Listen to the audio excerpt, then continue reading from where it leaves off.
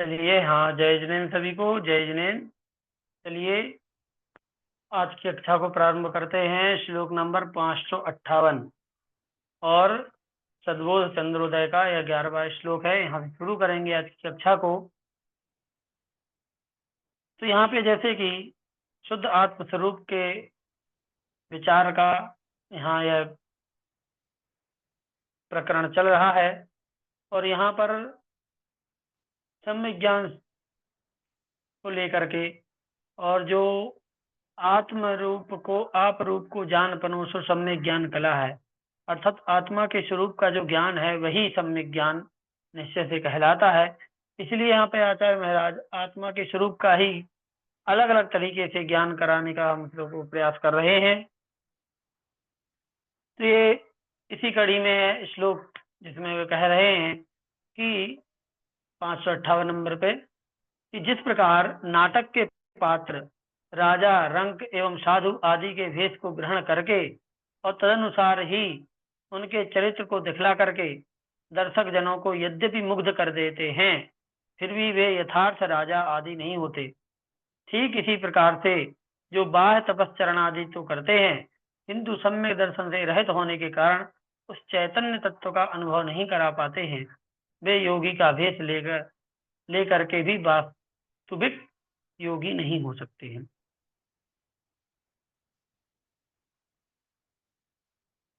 जो कितनी अच्छा उदाहरण देकर के यहाँ पे समझाया है कि जैसे नाटक करते समय, नाटक खेलते समय मंच पर बहुत सारे लोग अलग अलग वेश धारण करते हैं।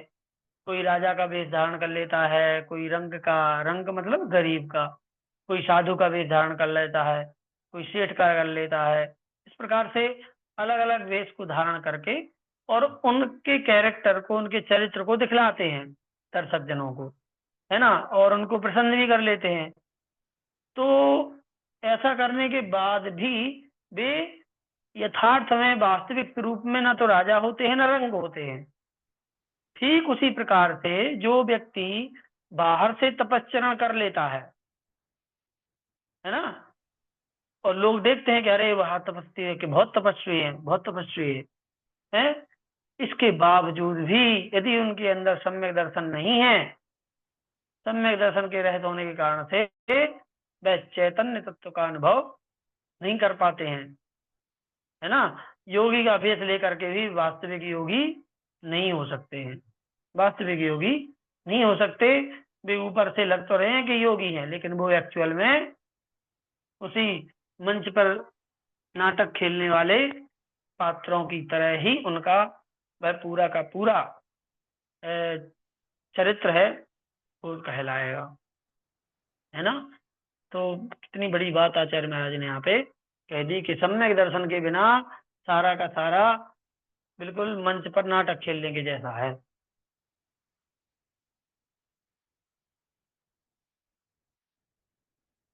आगे कहते हैं कि जिस प्रकार अंधा मनुष्य हाथी के यथार्थ आकार को ना जानकर उसके जिस अवयव मतलब अंग पार्ट को स्पर्श करता है उसको ही हाथी समझ बैठता है, उसी प्रकार मिथ्या दृष्टि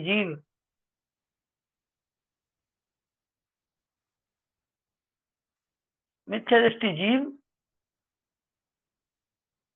अनेक धर्म से युक्त उस चेतन तत्व को यथार्थ स्वरूप से ना जानकर एकांततः किसी एक ही धर्म स्वरूप समझ बैठता है।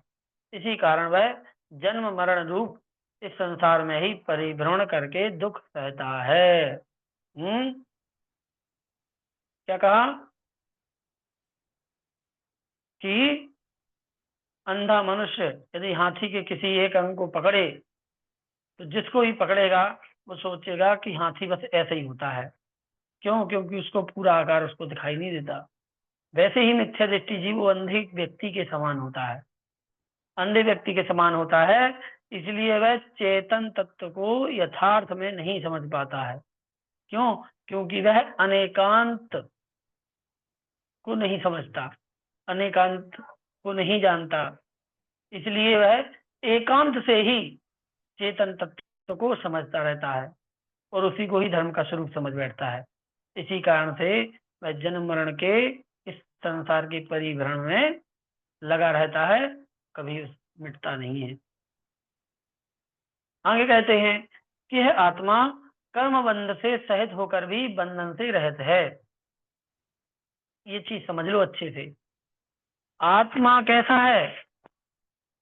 आत्मा कर्मों से बंधा है, कर्मों से बद्ध होने के बाद भी बंधन से रहित है। क्यों? राग द्वेष से मलिन होकर भी निर्मल है। यही वास्तविकता में आत्मा का स्वभाव और स्वरूप है कि वह कर्मों से बंधन भी व्यवहार से ही है उसका, निश्चय से वह कर्मों से भी बंध नहीं को प्राप्त है, कर्मों से बंधा नहीं है, निश्चय से तो वह निर्बंध है, से कोई बंध ही नहीं सकता। और शरीर से संबंध होकर के भी शरीर से रहित है। जैसे इस समय आत्मा कहाँ ठहरा है? शरीर के अंदर, शरीर में संबद्ध है होकर के भी निश्चय से वह शरीर से रहित है। इस प्रकार यह सब आत्मा का स्वरूप आश्चर्यजनक है। मतलब कितनी बड़ी समझने की बात है कि एक तरफ तो कह दिया कि कर्मों से बंधा है, तो थोड़ी देर में कह दिया कि कर्मों के बंधन से रहित है। तो कर्मों का बंधन भी व्यवहार नय से है। निश्चय नय क्या कहलाता है? निश्चय नय उसके शुद्ध स्वरूप को बताता है कि वह ऐसा है। तो इसका मतलब है कि हम अपने आप को फिर बंधन निर्बंध माने, क्योंकि यदि कर्मों से बंधा नहीं है तो वो तो मुक्त हो गया, फिर शाश्वत सिद्ध हो गया। फिर तो बिल्कुल सही बात है कि यदि शुद्ध स्वरूप की दृष्टि से देखा जाए, शुद्ध निश्चय की दृष्टि से देखा जाए, तो आत्मा हमेशा से ही मुक्त है कर्म बंधन से, क्योंकि उसमें कर्म बंधन बन ही नहीं सकते कभी। लेकिन व्यवहार की दृष्टि से देखा जाए तो कर्मों से बंधा है ही वो, क्योंकि यदि कर्मों से बंधा नहीं होता तो मध्य लोक में ही नहीं होता। सबसे बड़ी पहचान तो यही है कि कर्मों से बंधा है, इसीलिए वो यहाँ है, और कर्मों से बंधा नहीं होता तो वो यहाँ होता ही नहीं, वो तो सिद्धालय में होता। तो हमें यही व्यवहार से जो कर्म बंधन है वही तो छुड़ाना है, क्योंकि उसी कर्म बंधन के कारण से तो ही चारों गतियों में भ्रमण हो रहा है। क्यों? क्योंकि निश्चय की दृष्टि से देखा जाए तो वो तो किसी गति में भ्रमण भी नहीं करता, वह किसी एक गति का है ही नहीं, उसके लिए न संसार है न मोक्ष है, कुछ नहीं है उसके लिए। क्यों? क्योंकि ये सारी व्यवस्थाएं तो कर्म बंधन के सापेक्ष हैं। यदि कर्म बंधन को हटा दो तो ना तो संसार है ना मोक्ष है, ना देवगति है, ना नरकगति है, ना मनुष्य गति है, ना त्रियंच गति है, कोई गति नहीं है, ना सुख है ना दुख है, कुछ नहीं है। निश्चय की दृष्टि से तो सिर्फ जानना और देखना है, इसके अलावा कुछ होता ही नहीं। तो ये निश्चय का कथन होता है। तो निश्चय का कथन केवल स्वरूप को प्रतिपादित करता है, वह वस्तु स्थिति को नहीं बताता कि वर्तमान में पर्याय किस रूप परिणमित हो रही है। जीव द्रव्य इस समय किस परिणति में परिणमन कर रहा है, ये निश्चय नहीं बताता, ये व्यवहार नहीं बताता है कि वर्तमान में अभी यह जीव द्रव्य किस प्रकार से परिणमन कर रहा है, क्योंकि परिणमन को बताना व्यवहार नय का काम है, निश्चय नय का काम परिणमन को बताना है ही नहीं, है ना। तो ये बहुत गहराई से समझने की चीज है। यहाँ पे लिखा है, देखो क्या लिखा है कि अभिप्राय यह है कि शुद्ध निश्चय से इस आत्मा के न राग है ना द्वेष है। जब राग द्वेष परिणाम ही नहीं है तो फिर ना कर्मों का बंध है और न शरीर है, वह वास्तव में बीतराग स्वाधीन अशरीर होकर सिद्ध के समान है। निश्चय नय से देखा जाए तो बात समझ में आई। परंतु पर्याय रूप से वह कर्म बंध से सहित होकर राग देश से मलिन एवं शरीर से सहित माना जाता है ना। उदाहरण के लिए एक सोने का कंगन मान लो कीचड़ में गिर गया, कीचड़ में गिर गया। अब कीचड़ में से किसी माध्यम से हमने लकड़ी से चिमटे से उसको निकाल करके बाहर डाल दिया, बाहर रख दिया। अब बाहर वो दिख रहा है कि नाली में गिरने के कारण से उसमें ऊपर जो मैल है, जो मल है, वो ऊपर चढ़ गया है। तो अब बताओ भाई, सोना कभी मलिन होता है क्या? जो मलिन हो जाए वो सोना नहीं कहलाता। क्यों? क्योंकि शुद्ध सोने की पहचान यही है कि वो 1 मिनट नहीं, 1 दिन नहीं, 1 साल नहीं, असंख्यात वर्ष तक भी आप उसको यदि कहीं भी, मतलब ऐसे गंदे स्थान पे जमीन के कहीं भी डाल दो, फिर भी वह अपने स्वभाव में बदलाव नहीं लाता है। सोना तो सोना ही रहता है, उसमें कोई चेंज नहीं होता। ये है। तो फिर तो इसका मतलब ये है कि जो हमने नाली से कंगन निकाला है वो शुद्ध है। शुद्ध है तो आप उसको सीधे ऐसे जेब में रख लो उठा के। क्या ऐसा कर पाएंगे हम? नहीं कर पाएंगे। तो क्या करेंगे फिर? तो हम पहले ये करेंगे कि उसमें एक मग्गा पानी लाएंगे सबसे पहले तो, और पहले तो उसी पे पानी डालेंगे। जब ऊपर ऊपर का मोटा मोटा कचरा निकल जाएगा तो फिर और अच्छे से उसको धोएंगे। फिर धो करके फिर ब्रश लेंगे, तो ब्रश से साफ करेंगे। जब ब्रश से साफ हो जाएगा तो फिर अभी भी उसकी जो मान लो कोई नक्काशी है, कोई डिजाइन बनी है, तो अंदर सांसों में भर जाएगा। और पुराना यदि है कंगन जिसमें मैल चिपक जाता है, तो हम जाके जो ज्वेलरी वाले होते हैं, ज्वेलर्स होते हैं, उनके पास ले जाते हैं, तो केमिकल से साफ करते हैं वो। क्यों जरूरत पड़ी भाई केमिकल से साफ करने की? सोना तो गंदा होता ही नहीं है भाई।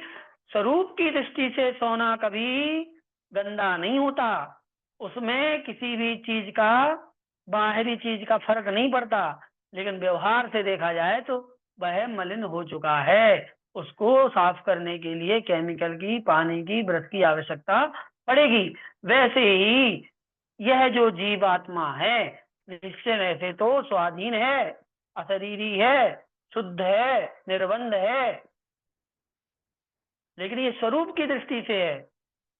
लेकिन सामने जब हम पर्याय को देखते हैं तो कर्मों से बंधा है, और उसी बंधन के कारण से सुख दुख महसूस कर रहा है और चारों गतियों में भ्रमण कर रहा है। तो इस तरीके से हमें निश्चय और व्यवहार दोनों चीजों को समझना पड़ता है। यदि एक ही तरफ से हम कह के नहीं वो शुद्ध शुद्ध न की अपेक्षा से तो ऐसा ही है, ऐसा ही है, तो भाई शुद्ध की अपेक्षा से तो है, लेकिन वर्तमान भूमिका में, वर्तमान पर्याय रूप में, जब तक पर्याय उसकी सही नहीं होगी तो वो किस काम का है? फिर पर्याय से ही तो मोक्ष होता है। नहीं तो मोक्ष, फिर तो मोक्ष मार्ग ही नहीं बनता है, क्योंकि मोक्ष मार्ग की भी जरूरत नहीं है, क्योंकि मोक्ष तो पहले ही सही है।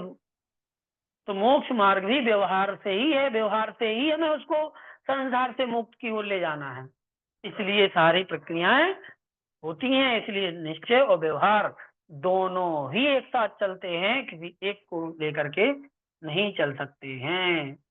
बहुत सारी चीजें व्याख्या हमने आपको आज यहाँ पे कर दी है।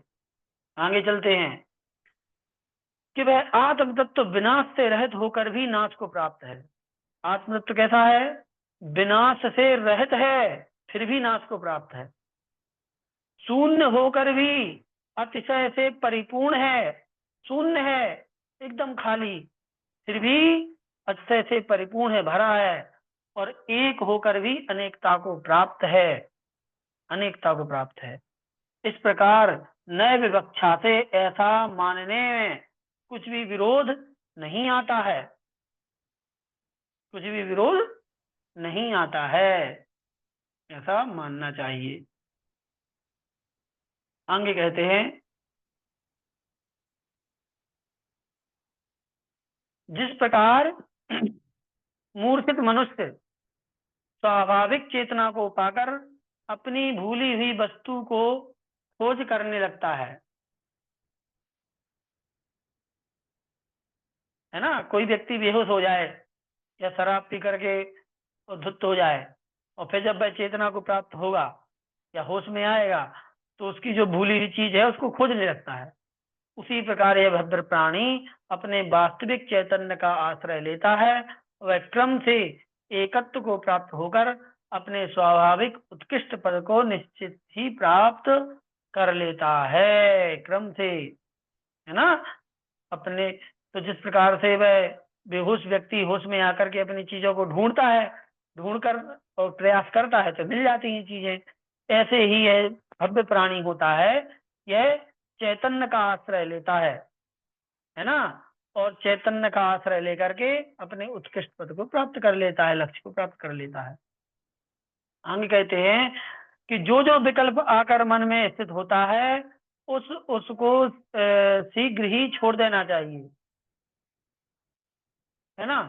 विकल्प जितने भी हैं उन सबको छोड़ देना चाहिए। इस प्रकार जब वह विकल्पों का त्याग परिपूर्ण हो जाता है तब वह मोक्ष पद भी प्राप्त हो जाता है। मतलब जैसे जैसे विकल्प छूटते चले जाते हैं वैसे वैसे मोक्ष करीब आता चला जाता है, और जब विकल्प सब छूट जाते हैं तो मोक्ष भी प्राप्त हो जाता है। आगे कहते हैं, इंद्रिय मन एवं श्वासोच्छ्वास के नष्ट हो जाने पर जो निर्मल आत्मा का उत्कृष्ट स्वरूप प्रतिभासित होता है वह अतिशय स्थिरता को प्राप्त होकर यहाँ जन्म संसार रूप वन को जलाने के लिए तीक्ष्ण अग्नि के समान होता है, अग्नि के समान होता है ना। तो जब इंद्रिय मन और श्वासोच्छ्वास के नष्ट हो जाने पर आत्मा का उत्कृष्ट स्वरूप प्रतिभासित होता है, तब वह अतिशय स्थिरता को प्राप्त होकर यह जन्म संसार रूप वन को जलाने के लिए अग्नि के समान है। ये जन्म, ये संसार भी क्या है, संसार रूप वन को जलाने के लिए अग्नि के समान हो जाता है। कौन? यह आत्मा का उत्कृष्ट स्वरूप जब प्रतिभाषित होने लगता है तो कम से कम शुरू तो हो गए गाड़ी है। आत्मा का उत्कृष्ट स्वरूप प्राप्त करने के लिए हमें प्रयास तो करना पड़ेगा। जब प्रयास करेंगे तो जब यह मुकाम प्राप्त करेंगे तब जाकर के ये संसार रूपी जंगल हम खत्म कर पाएंगे। आगे कहते हैं, वास्तव में मैं मुक्त हूं इस प्रकार का भी विकल्प नहीं करना चाहिए। देखो कितनी गजब की बात यहाँ पर आचार्य महाराज कर रहे हैं। समझने की बात है कि वास्तव में मैं मुक्त हूं इस प्रकार का भी विकल्प नहीं करना चाहिए। मतलब यदि आपको ये विकल्प का मतलब क्या है, आप कुछ भी विचार कर रहे हो वो विकल्प है। और यदि मैं इस प्रकार से चिंतन भी कर रहा हूं कि मैं मुक्त हूं, मैं मुक्त हूं, मैं निर्बंध हूं, मैं शुद्ध हूं, मैं बुद्ध हूं, चैतन्य स्वभावी हूं, मैं इस प्रकार का विचार जो कर रहा हूं ये भी विकल्प है ना। मैं कर्मों के समूह से संबद्ध हूं ऐसा विकल्प भी नहीं करना चाहिए। कारण यह है कि संयमी पुरुष निर्विकल्प पदवी को प्राप्त होकर ही निश्चय से उत्कृष्ट मुक्त पद प्राप्त करते हैं। मतलब कि ना तो ये विकल्प करना है कि मैं मुक्त हूं और ना ये विकल्प करना है कि मैं कर्मों से बंधा हुआ हूं। वहां दोनों ही विकल्प खत्म होना चाहिए, तब जाकर के मुक्ति की प्राप्ति होती है। अन्यथा यदि आप इस विकल्प से छूट जाओगे तो उस विकल्प में बन जाओगे। तो विकल्प तो दोनों हो जाएंगे, इस प्रकार से समझना चाहिए। आगे कहते हैं, कि हे प्राणी, कर्म और मैं इस प्रकार दो पदार्थों की कल्पना के होने पर जो यहाँ द्वैत बुद्धि होती है वह संसार का कारण है। हे प्राणी, कर्म और मैं इस प्रकार दो पदार्थों की कल्पना होने पर द्वैत बुद्धि हो जाती है। मतलब मैं हो गया और कर्म कर्म हो गए, तो मैं और कर्म दो बातें हो गई, तो फिर क्या होगा? ये द्वैत बुद्धि ही संसार का कारण बनती है। क्यों? क्योंकि जब दो चीजें होती हैं तो फिर उनमें विकल्प शुरू हो जाता है। और दूसरी बात, मैं एक हूं इस प्रकार का भी विकल्प योग्य नहीं है, क्योंकि वह भी उपाधि से निर्मित होने के कारण संसार का ही कारण है। अब कोई कहेगा कि अद्वैत कर लें, तो अर्थात एक को ही सहारा ले लें, तो मैं एक हूं यदि ऐसा विकल्प करते हैं, वह भी विकल्प ही है। देखो कितनी बड़ी बात। मतलब द्वैत बुद्धि रखते हैं कि मैं कर्म हूँ, मैं आत्मा हूँ, मैं हूँ, और बाकी ये कर्म है और बाकी सब अन्य सब चीजें हैं। तो यदि ऐसी बात करते हैं तो द्वैत हो गया, तो संसार का कारण बन गया। लेकिन यदि मैं एक हूँ ऐसी भी बात यदि हम अंदर ही अंदर विचारते हैं, तो भी वह विकल्प ही है, उससे भी संसार ही बढ़ेगा। जब तक व्यक्ति निर्विकल्प नहीं होगा जीव, तब तक वह संसार से नहीं छूट सकता। कहने का तात्पर्य यही है। आगे कहते हैं कि अतिशय विशुद्ध परमात्म तत्व की जो भावना है वह अतिशय निर्मल मोक्ष पद की कारण होती है। इससे विपरीत जो भावना है वह संसार का कारण होती है। ठीक है, सुवर्ण से जो पर्याय उत्पन्न होती है वह सुवर्णमय, तथा लोह से जो पर्याय उत्पन्न होती है वह लोहमय ही हुआ करती है। ठीक है, तो अक्षय विशुद्ध परमात्मा की जो भावना है वह कैसी होती है? निर्मल मोक्ष पद की कारण होती है ना? निर्मल मोक्ष पद की कारण होती है जो विशुद्ध परमात्मा की भावना। और विशुद्ध परमात्मा तत्व से विपरीत जो भावना होगी वह संसार का कारण होगी। ठीक है, तो सोने से जो पर्याय उत्पन्न होती है वह सुवर्णमय, और लोहे से जो पर्याय उत्पन्न होती है वह लोहमय ही हुआ करती है। इस लाइन को याद रख लो। ठीक है, तो इतनी बात आप लोगों को समझ में आ गई होगी। चलिए, आज की बात को मैं यहीं पे विराम देता हूँ। ठीक है, कल फिर आगे पढ़ेंगे इसके। जय बलि द्वार सांग